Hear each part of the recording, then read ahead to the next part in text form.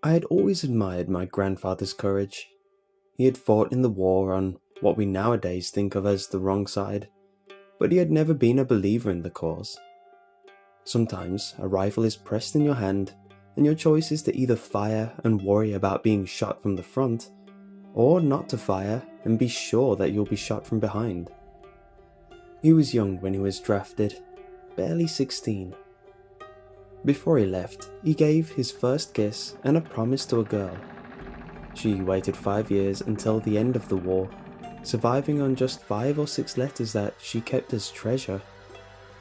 The war ended, but even the defeat was celebrated. Not openly, but in the hearts and eyes of the people. People never wage war. It is politicians that wage war. No soldier that ever stood in the line of a rifle believes that war is heroic. Only those divorced from reality, those that sit in tidy offices, those dream of war. Soldiers came home with thin bodies and bandaged limbs. They hugged their wives and women before they fell onto beds and relived the front in dreams that made them toss and turn and wake up from their own screams.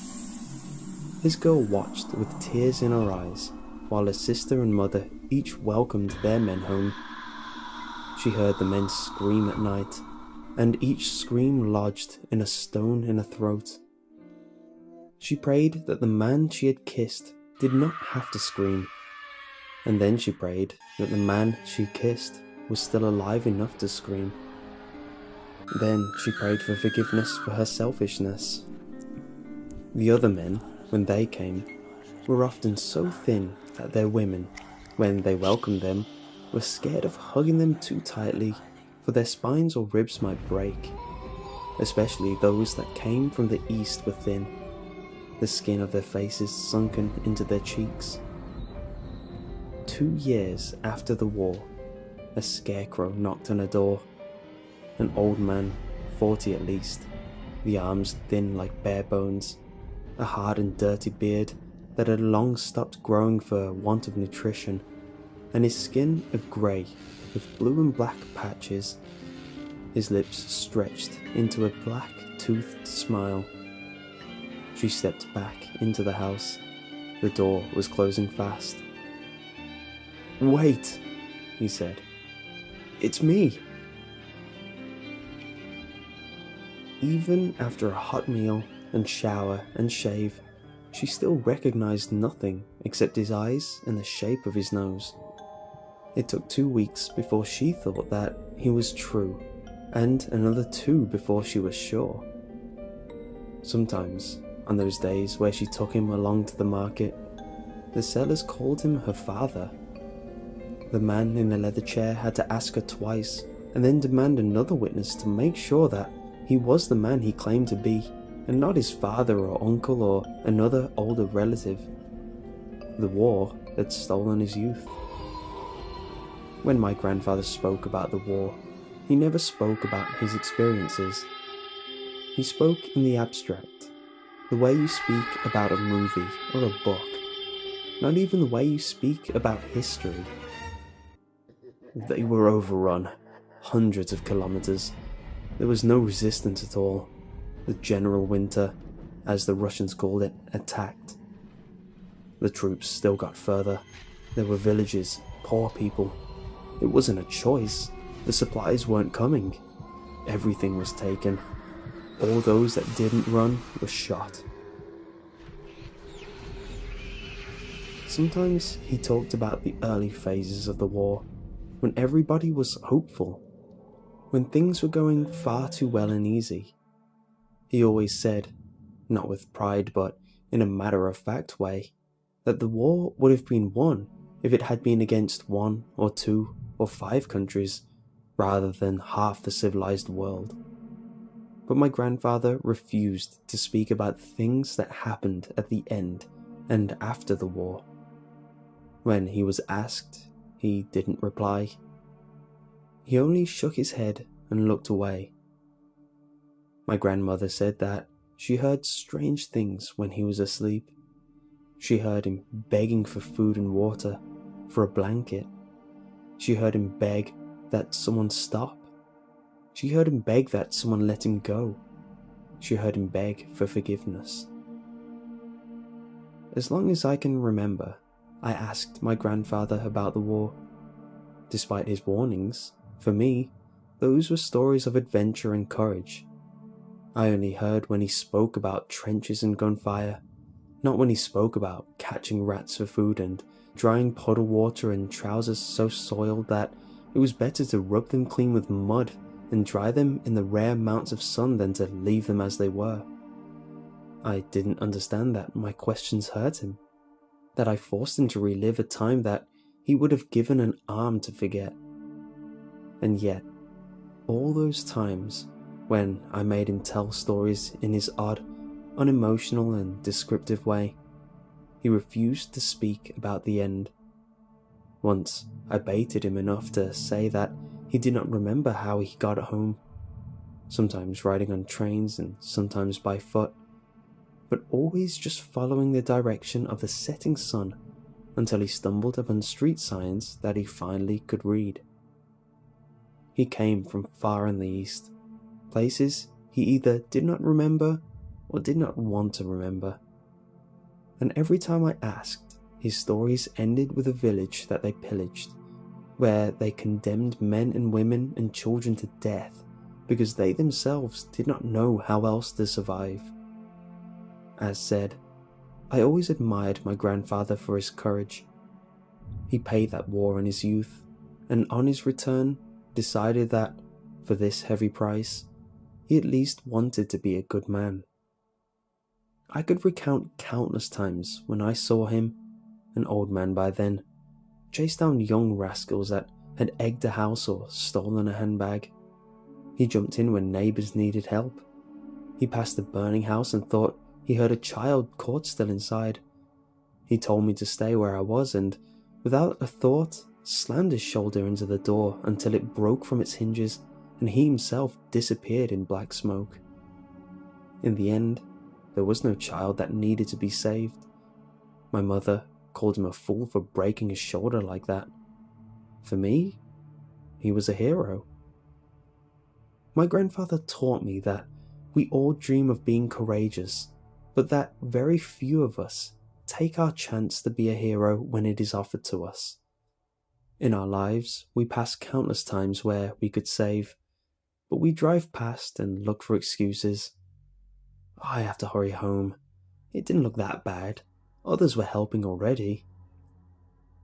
Being scared and comfortable is easier than being courageous.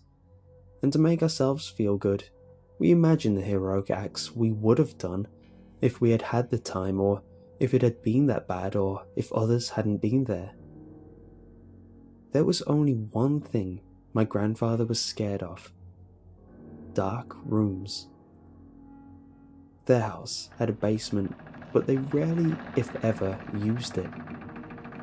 There were strong lights installed, and the light switch was outside the basement door, but there was nothing inside except for old furniture never to be used again, and a few old tires that should someday have made a swing. My grandmother did not mind entering the basement, but he forbade her to use it. "There are things," he said, "that live in such darkness." At night, he made sure that everyone else was upstairs and in their rooms. He turned the flashlight on and the living room lights off, and faster than he should have moved in his age, hastened up the stairs. The guest room was right next to their bedroom, so many times in years I heard him run up those stairs, slam the door, and breathe heavy air into his lungs. My grandmother never complained. She never told him that he had to stop or that he was risking his life. She understood. She knew. He had told her. My father's parents had died in a car accident when I was young. For me, they are a hazy memory, more photos than people. That might be why my mother's parents were so important for me. They were my personal grandparents, the ones I had and the ones I loved. They had always been very healthy, When I was young, my grandfather still ran and played soccer with me. But in the last few years, their age was beginning to take its toll. I noticed that they lost their ability to focus, then their ability to remember recent events, then their ability to remember me. My grandmother and grandfather still followed their routine.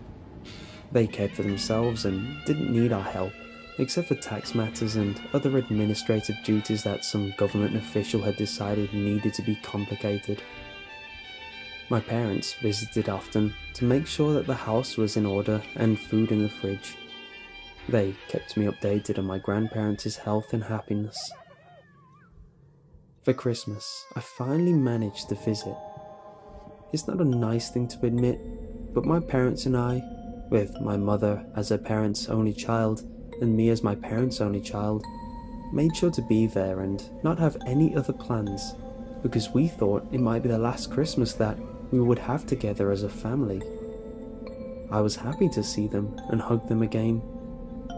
I felt guilty in a way, that I hadn't provided any great-grandchildren yet, and had not even a girlfriend or wife to present. I was surprised how confused they were, that they did not remember who I was. My grandparents did not seem to remember my parents' names either, but they still recognized their faces. I was a stranger, face and name alike, and during the meals and songs and conversations, I felt as if I was an intruder in bygone lives that they were reliving with glassy eyes. It was the 26th of December.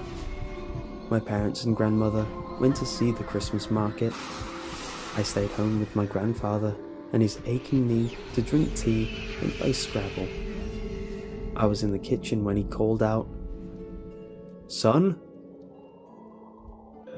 With the teapot, I walked back into the living room. He sat in his armchair, upright, his eyes suddenly clear and right on mine. "Son?" he said again, loud and forceful. "Yes?" "Make sure the lights are on." "Sure, Grandpa." I walked towards the light switch. His eyes followed me. "They come when the lights are off," he said. "You know that, right?" "I'm not sure who comes, but I'll keep the lights on for you." "They!" His voice was not frail anymore. It thundered through the room. "They come! Those things! I told you about them!" I turned on the light. "I don't think you told me," I said. "I'm not sure what you mean." "Don't fool me, boy." "I'm sorry, I really don't know what you mean." "Oh, I told you. I know I told you. I taught you to keep the lights on." "You told me to keep the lights on, but you never told me why." There was anger in his face. "Why? Why? I saw them. I saw what they do to us, and you doubt me?" "You saw things in the dark?" 3 years I saw them. 3 years they held me and the others. "I never heard about that." "Oh?" he said. "Then you should." That evening, in less than 20 minutes, my grandfather told me about his last years at the front. 1 year before the war ended, they were ordered to retreat. They fled in small groups through the countryside they had pillaged and burned just weeks before, past houses with the frozen dead still inside. There was a church, he said, a large, old church made of stone. It was the only building still intact in the village, the only place to seek shelter from the wind and cold. They made a fire with the old church benches and sank into their sleep right next to it. 7 men in total, 2 injured and moaning, and the other 5 just scared and weak. My grandfather said he woke up from the screams all around him. The room was pitch black. The stone floor was moving under his body. He struggled to get on his feet, and only then realized that his feet were being held. The floor was still.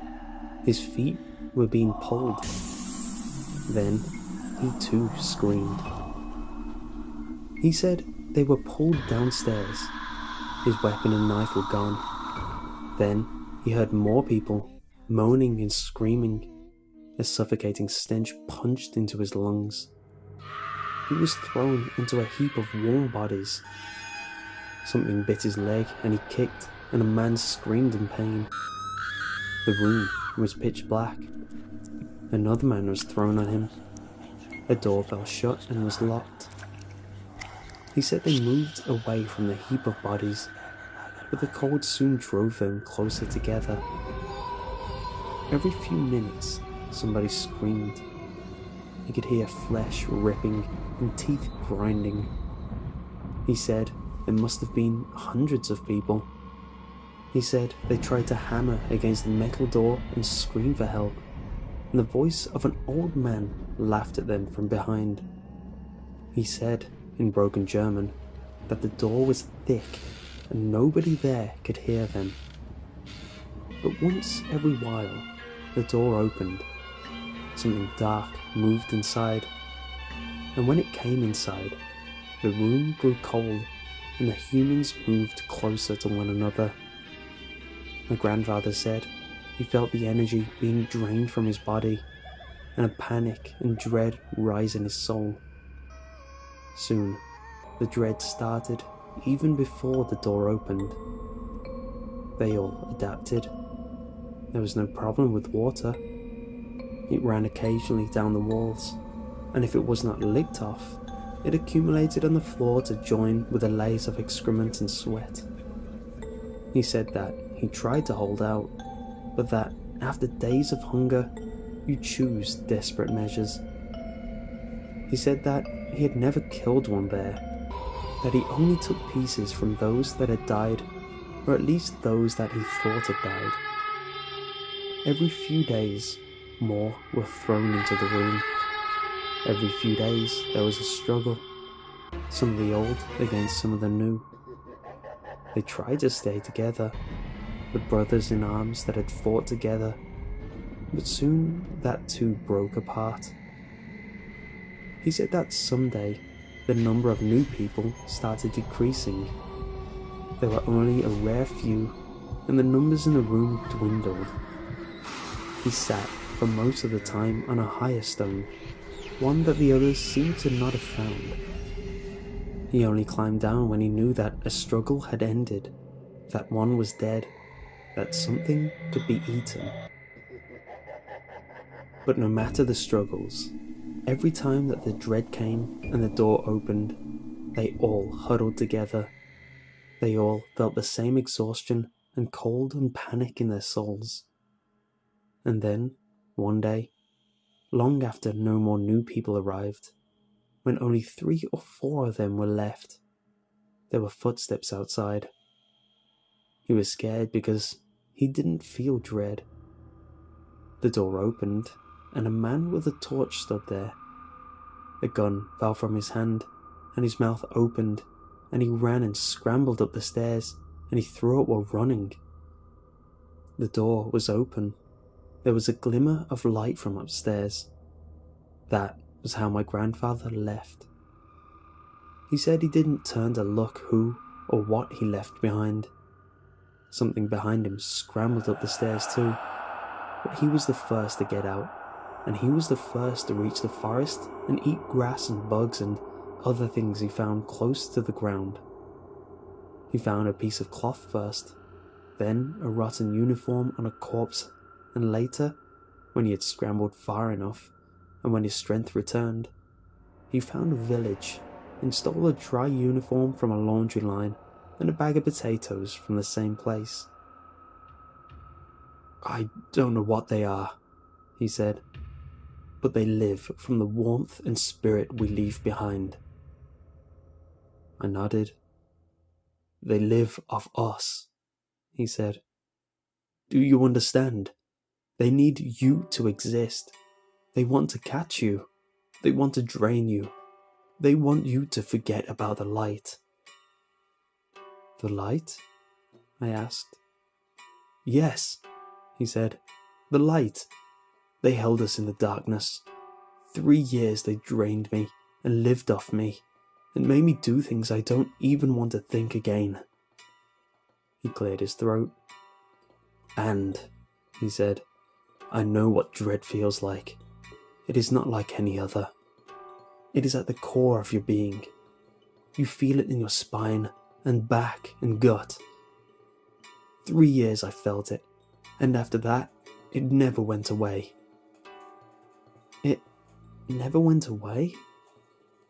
"Of course it didn't," he said, "because they always stay. They always wait. They will always be there, consuming what spirit you leave behind, and hoping that one day you become careless, that you forget about the light, and then they strike." I glimpsed outside, where the world was slowly turning grey.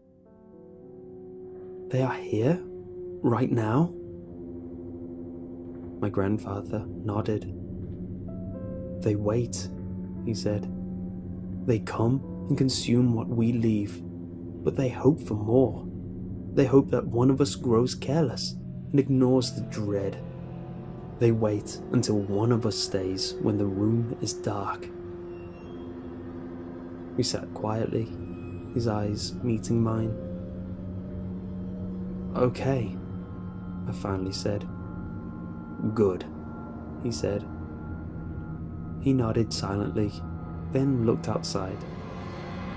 A moment later, his eyes seemed glassy again. "Are you okay?" I asked. He turned to me and frowned. "Who are you?" he asked. It was the last conversation that I truly had with him. Since January, his condition got worse. He talked about dead men. He spoke about hunger and fear. He asked for the girl that he had kissed when he was 16, and neither he nor she noticed that the girl sat right next to him, patting his hand. I loved my grandfather. I miss him. I wish I'd been there rather than a 6-hour drive away, and that I could have taken care of him rather than leave him alone. I wish that it had been me or my parents, and not the girl that waited 7 years for his return that had to find him. But most of all, and I know that sounds cruel and wrong and selfish, I wish that he would have died in his bed or in the hospital during the next day. I wish so much that she didn't have to find him in the morning on the living room floor with the flashlight off and his mouth wide open.